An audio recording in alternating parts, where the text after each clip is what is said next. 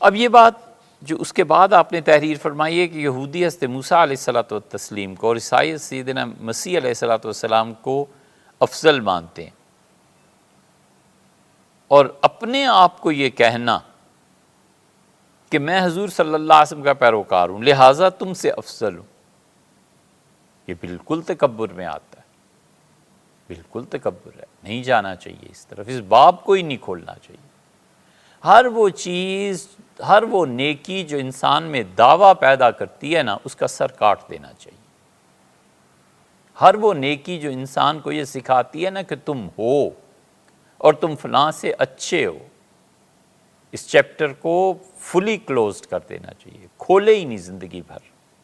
بہت سے چیپٹرز ایسے ہیں جو زندگی بھر انسان تصور میں بھی نہیں لا سکتا۔ ایک شریف آدمی شراب پینا، وہ کہتا ہے میرا اس سے کوئی تعلق نہیں ہے، مجھے کیا ضرورت ہے شراب پہ سوچنے کی، پینی ہی نہیں ہے۔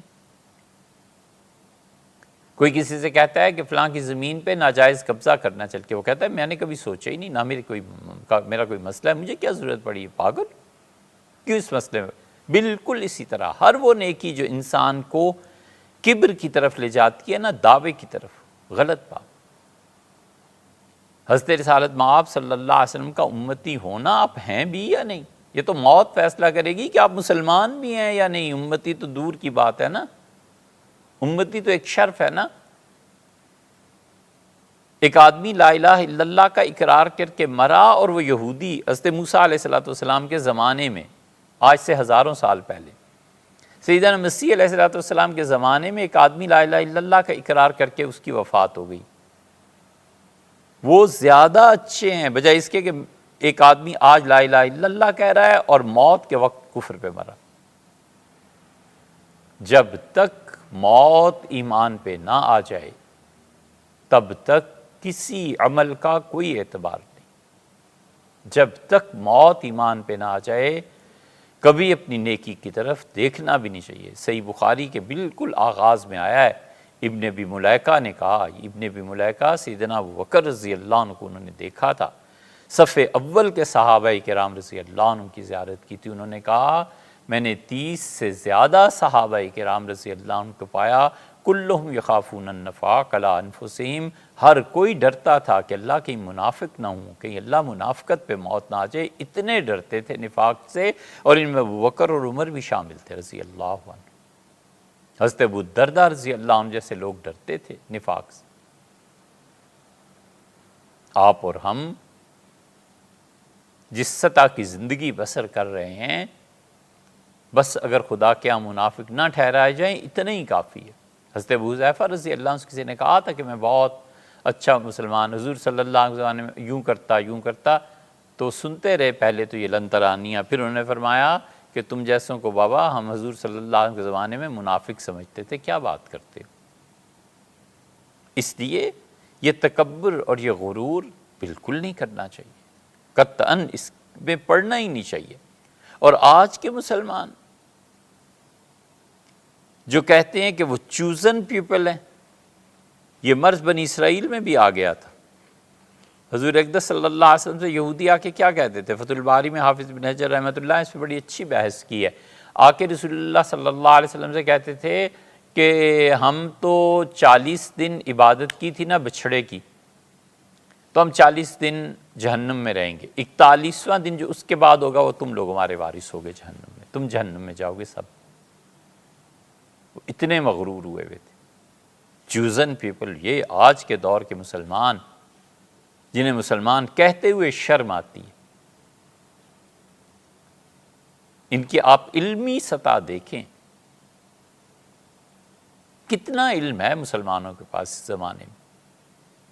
ہم نے پچھلے 300 سال سے دنیا میں علم میں کس شعبے میں اپنا لوہا منوایا ہے؟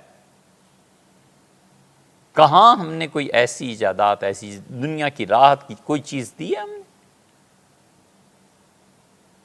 پھر کس برتے پہ کہنا کہ حکومت اور سلطنت اور ایسے احمق جنم لیتے ہیں کہ بس یہ سردیاں گزر جائیں تو گرمیوں کی نماز دلی میں پڑھیں گے اور لال مسجد پہ اسلام کا جھنڈا لہرائے گا۔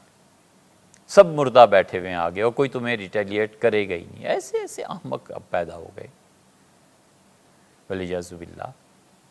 علم میں کچھ نہیں دیا اور وہ ایمان ہی کیا ہے جو اخلاقیات کو پیدا نہ کرے.